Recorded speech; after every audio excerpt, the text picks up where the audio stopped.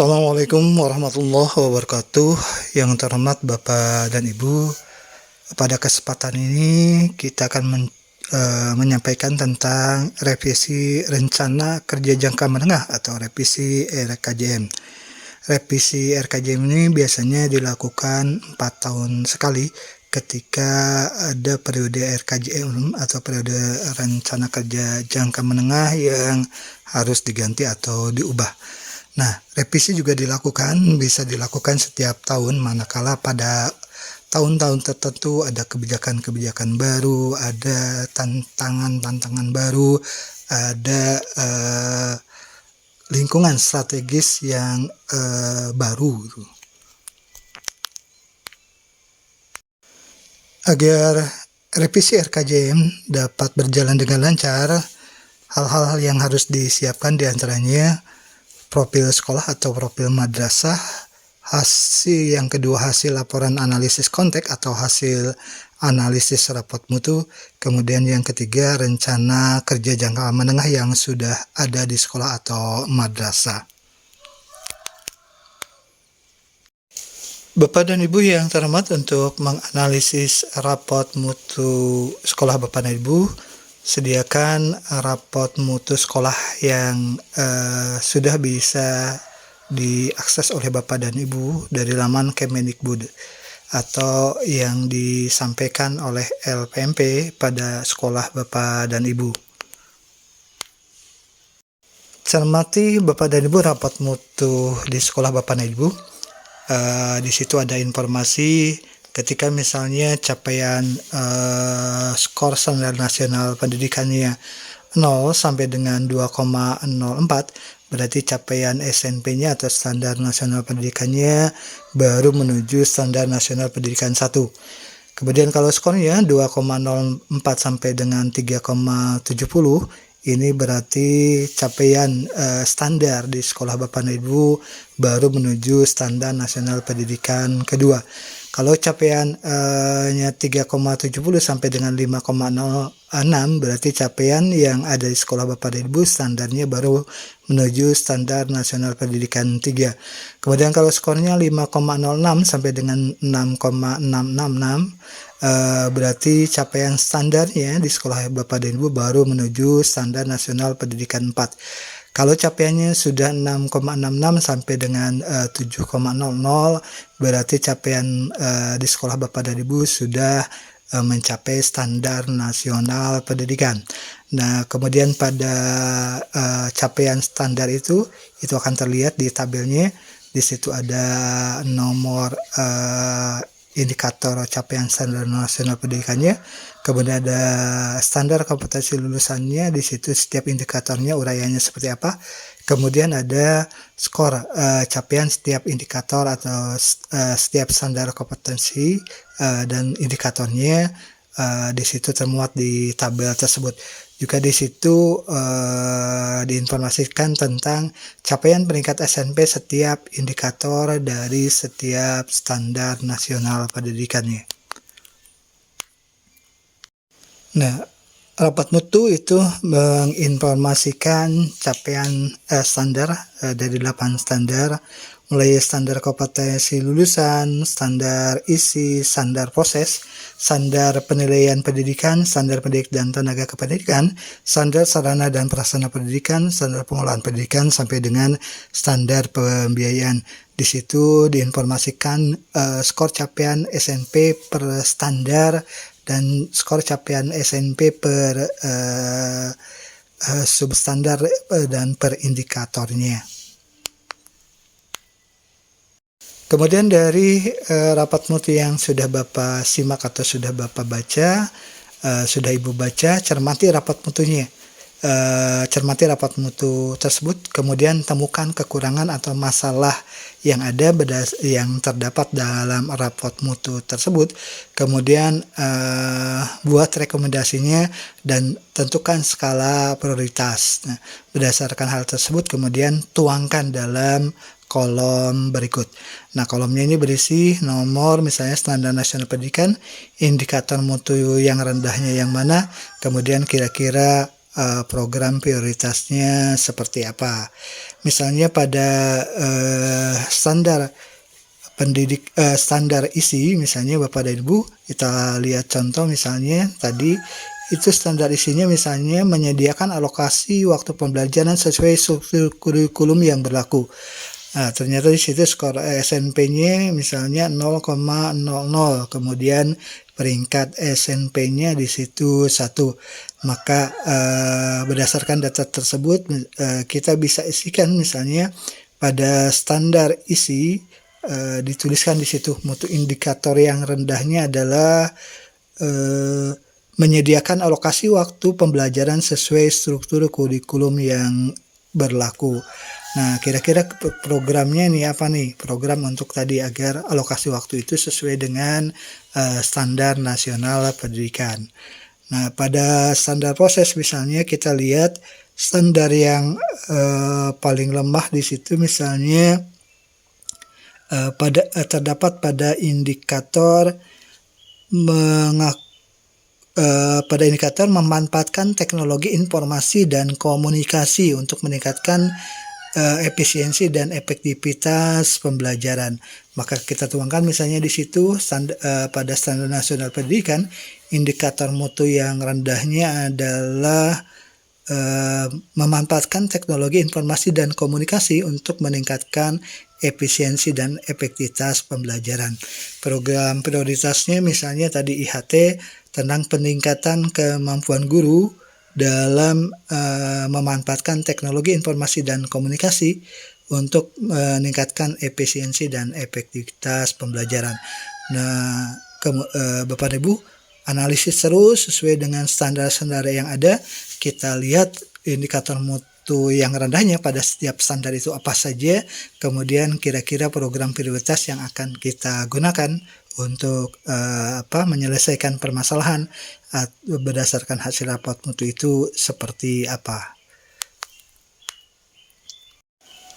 Selain menggunakan rapot mutu untuk mendapatkan data capaian standar nasional pendidikan, setiap standar pada sekolah kita juga bisa mendapatkan data tersebut dengan melakukan analisis konteks pada setiap capaian standar nasional pendidikan. Nah, dengan analisis konteks ini yang kita lakukan, lihat setiap standar, kondisi indikator, kondisi ideal setiap standarnya seperti apa. Indikatornya misalnya setiap apa, kondisi realnya, kondisi idealnya, kemudian lihat kondisi realnya, kemudian kira-kira rencana tindak lanjutnya seperti apa. Misalnya pada standar isi misalnya kondisi idealnya bahwa sekolah itu memiliki silabus semua mata pelajaran untuk semua jenjang. Namun kondisi realnya misalnya sekolah belum memiliki dokumen silabus semua mata pelajaran untuk semua jenjang. Maka rencana tindak lanjutnya itu merevisi dokumen silabus yang sudah ada, kemudian melengkapi dokumen silabus semua mata pelajaran untuk semua jenjang, dan seterusnya. Misalnya pada analisis konteks untuk standar kompetensi lulusan, kondisi idealnya misalnya bahwa dokumen KKM disusun berdasarkan hasil analisis kompleksitas kompetensi, intake peserta didik, sumber daya dan sumber daya pendukung. Kondisi risikonya misalnya dalam penentuan KKM masih ada yang tidak memperhatikan hasil analisis kompleksitas kompetensi, intake peserta didik dan sumber daya pendukung. Maka mungkin rencana tindak lanjutnya di situ misalnya dilakukan IHT dengan penentuan KKM yang memperhatikan hasil analisis kompleksitas kompetensi, intake peserta didik dan sumber daya pendukung. Contoh lain misalnya analisis konteks dilakukan pada standar proses. Kondisi idealnya di situ misalnya semua guru mata pelajaran telah mengembangkan bahan ajar, baik bahan ajar cetak maupun bahan ajar berbasis TIK. Kondisi realnya 3 mata pelajaran memiliki bahan ajar dalam bentuk cetakan tapi belum dikembangkan secara optimal, dan belum ada yang mengembangkan bahan ajar berbasis tik. Maka di situ rencana tindak lanjutnya misalnya kegiatan penyusunan bahan ajar. Nah, contoh lain misalnya analisis konteks pada standar pendidik dan tenaga kependidikan. Kondisi idealnya misalnya 80% pendidik mampu menggunakan internet sebagai sarana komunikasi. Kondisi realnya misalnya di situ 80% pendidik belum mampu menggunakan internet sebagai sarana komunikasi. Maka rencana tindak lanjutnya misalnya meningkatkan kemampuan pendidik menggunakan internet melalui pembimbingan dan pelatihan. Setelah mendapatkan data capaian setiap standar berdasarkan rapot mutu atau berdasarkan analisis konteks, maka tahap berikutnya yang kita lakukan itu melakukan analisis standar nasional pendidikan untuk diterapkan di sekolah. Kita lihat misalnya setiap standarnya, setiap indikator atau komponen setiap standarnya. Misalnya standar isi, capaiannya kira-kira untuk dilakukan sekolah seperti apa? Apakah sangat sulit, cukup mudah, sangat mudah, dan semacamnya. Termasuk capaian untuk setiap indikatornya seperti apa pada standar isi itu. Apakah setiap indikator itu atau per indikatornya lihat apakah sangat sulit, cukup, mudah, sangat mudah, dan seterusnya. Begitupun misalnya pada standar sarana prasarana, lihat per indikator dari standar sarana prasarana bagaimana capaiannya, apakah sangat sulit, cukup, mudah, sangat mudah, kemudian seperti apa, dan dibuat keterangannya mengapa kita menyatakan itu sangat sulit, cukup, mudah, dan sangat mudah. Nah, begitupun dilakukan pada standar-standar yang lainnya pada 8 standar nasional pendidikan. Langkah berikutnya yaitu lakukan analisis penyelesaian masalah kesenjangan pemenuhan standar nasional pendidikan dan alternatif penyelesaiannya. Nah, pada langkah ini bisa dimasukkan dalam formatnya, misalnya dibagi 8 standar, nomor 1 mulai dari standar isi, standar proses sampai dengan nomor 8 standar penilaian pendidikan. Nah, setiap standar analisis permasalahannya. Pada standar isi permasalahannya apa saja, kemudian alternatif penyelesaian masalahnya seperti apa. Pada standar proses permasalahannya apa saja, kemudian alternatif penyelesaiannya apa saja, sampai dengan standar yang terakhir, standar yang ke-8, standar penilaian pendidikan, permasalahan yang munculnya permasalahan apa saja, kemudian lakukan kira-kira alternatif penyelesaian masalahnya seperti apa. Langkah berikutnya, lakukan inventarisasi peringkat rekomendasi atas hasil analisis konteks atau hasil analisis rapot mutu. Dan ini dilakukan pada 8 standar. Misalnya pada standar nasional pendidikan, standar kompetensi lulusan, ini kira-kira programnya apa saja.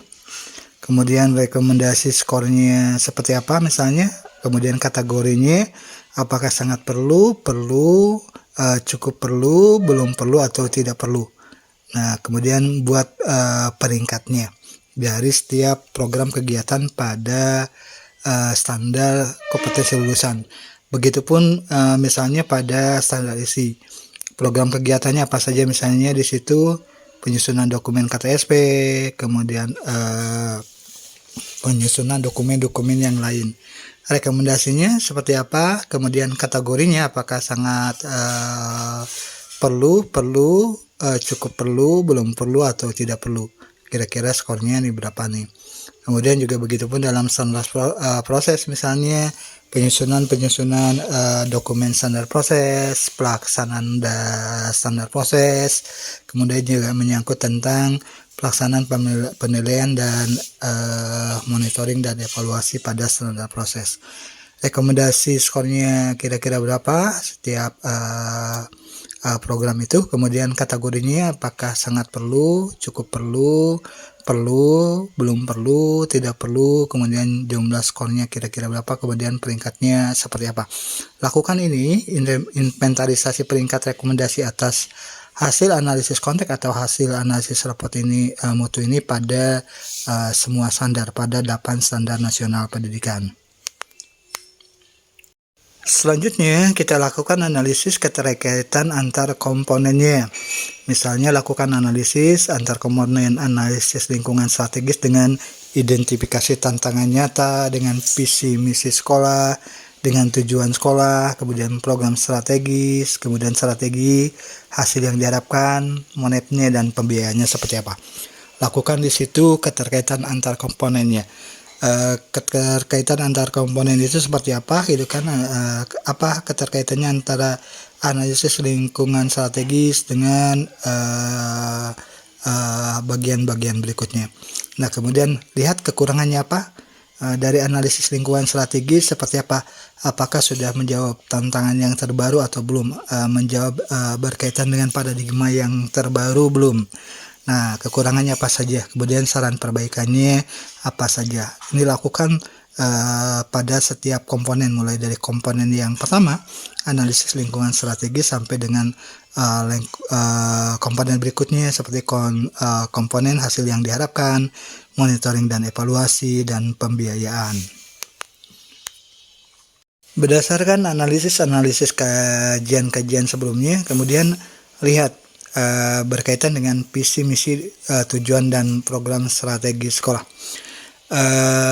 Berkaitan dengan visi sekolah atau madrasah dalam rencana kerja jangka menengah atau RKJM, apakah visi misi tersebut ya kan masih relevan sehingga tetap digunakan atau diteruskan, atau sudah kurang relevan atau tidak relevan dengan hal-hal yang terbaru, misalnya dengan paradigma pendidikan yang terbaru, berdasarkan hasil misalnya analisis lingkungan strategis, apakah visinya masih sesuai dengan lingkungan strategis yang terbaru saat ini gitu.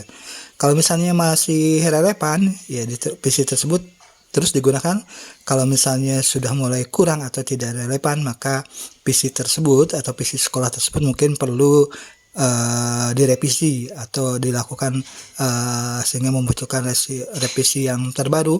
Kemudian nah, kira-kira nanti seperti apa ya, kalau tidak ada misalnya tentang relevansinya, mungkin muncul rumusan yang baru kalau misalnya belum ada visi misi tujuan itu. Kemudian lihat misalnya misi sekolahnya, apakah dengan kondisi yang sekarang masih relevan atau tidak, misalnya dikaitkan dengan tadi misalnya lingkungan strategis, kemudian identifikasi tantangan nyata, apakah masih relevan atau tidak. Kalau relevan, dilanjutkan. Kalau misinya belum dibuat, ya buat misi tersebut menjadi rumusan misi yang baru. Kemudian lihat pula tujuan sekolah atau madrasah selama 4 tahun ke depan dalam rencana kerja jangka menengah kita. Lihat apakah tujuan sekolahnya misalnya ada nggak itu dalam RKJM kita. Kalau ada, lihat kembali apakah masih relevan tidak dengan kondisi yang sekarang, dengan tantangan nyata sekarang, dengan hasil analisis lingkungan strategis yang sekarang. Kalau misalnya masih relevan, lanjutkan. Kalau kurang atau tidak relevan, ya visi tujuan sekolah tersebut perlu dilakukan revisi. Nah, kalau belum ada dalam RKJM kita tujuan sekolah atau madrasah kita, maka yang perlu dilakukan adalah membuat rumusan baru tentang tujuan sekolah atau madrasah kita. Selanjutnya lakukan analisis sekaitan dengan visi, misi, dan tujuan sekolah dikaitkan dengan situasi pendidikan yang diharapkan 4 tahun ke depan yang kita tuangkan dalam rencana kerja jangka menengah kita. Apakah visi misi sekolah tersebut, kan, tujuan sekolah tersebut ada tidak pada RKJM kita? Kalau ada, lihat kembali apakah visi misi tujuan sekolah kita itu masih relevan dengan situasi pendidikan yang diharapkan 4 tahun ke depan. Kalau masih relevan, maka visi misi tujuan sekolah tersebut kita lanjutkan, kita teruskan, kita gunakan. Namun kalau misalnya sudah kurang relevan atau bahkan tidak relevan, maka tidak relevan, kurang relevan dengan situasi pendidikan yang diharapkan 4 tahun ke depan, maka dalam RKJM kita visi, misi, dan tujuan sekolahnya dilakukan revisinya. Namun bila mana visi misi tujuan sekolah itu belum ada dalam RKJM kita, maka kita buat visi misi dan tujuan sekolah tersebut sebuah rumusan baru tentang visi misi tujuan sekolah di sekolah kita yang ada dalam di RKJM, yang disesuaikan dengan proyeksi situasi pendidikan yang diharapkan 4 tahun ke depan. Bapak dan Ibu, berdasarkan hasil analisis dan identifikasi yang kita lakukan, nah kita dapat merevisi RKJM kita. Berdasarkan hasil tadi, kita dapat menyusun kembali RKJM kita, mungkin dengan sistematika yang pertama, yaitu mulai adanya di situ bagian pendahuluan, yaitu cover, lembar pengesahan, kata pengantar, identitas sekolah dan kepala sekolah, kemudian dibagi menjadi beberapa bab. Yang pertama menjadi bab 1, pendahuluan, yang memuat latar belakang, kemudian kebutuhan yang diperlukan sekolah dan semacamnya. Kemudian berisi visi, misi, dan tujuan sekolah. Bab keduanya berisi deskripsi hasil analisis konteks atau hasil analisis rapot mutu, yang merupakan kekuatan dan kelemahan sekolah, tantangan yang dihadapi, dan peluang yang dapat dipergunakan secara optimal. Kemudian bab ketiganya berisi rencana kerja sekolah, yang berisi rencana kegiatan untuk kurun waktu 4 tahun. Kemudian bab keempatnya penutup, dilengkapi dengan bagian-bagian lampiran, mulai dari fotokopi keterangan pendirian sekolah atau penegrian sekolah, dan lampiran-lampiran lainnya. Atau Bapak dan Ibu menggunakan sistematika RKJM yang kedua. Jadi setelah bahan-bahan hasil analisis dan kajian untuk merevisi RKJM Bapak dan Ibu sudah dapatkan, Bapak dan Ibu bisa merevisi RKJM dengan sistematika yang kedua, yaitu yang berisi bagian-bagian pendahuluan mulai dari cover, lembar pengesahan, dan selanjutnya. Kemudian bagian isinya disajikan dalam sistematika A, analisis lingkungan strategis, B, analisis pendidikan masa datang, C, analisis pendidikan masa sekarang, kemudian D, potensi sekolah, selanjutnya nilai yang dikembangkan, visi sekolah, misi sekolah, tujuan sekolah, program strategis, strategi pencapaian, indikator keberhasilan atau milestone, kemudian supervisi, monitoring, dan evaluasi, rencana anggaran dan belanja sekolah, kemudian penutup, dan dilengkapi dengan lampiran-lampiran. Demikian Bapak dan Ibu sekaitan dengan informasi tentang bagaimana kita merevisi dokumen rencana kerja jangka menengah kita. Revisi ini bisa kita lakukan 4 tahun sekali, atau kita lakukan setiap tahun ketika memang ada sesuatu yang dibutuhkan untuk penyesuaian pada RKJM kita. Misalnya lingkungan strategis yang berubah, kemudian tantangan nyata yang berubah, itu bisa menjadi dasar bagi kita untuk melakukan revisi RKJM kita setiap tahun. Demikian Bapak dan Ibu, terima kasih atas perhatiannya. Mohon maaf bila ada hal yang keliru. Semoga informasi yang disampaikan bermanfaat. Wassalamualaikum warahmatullahi wabarakatuh.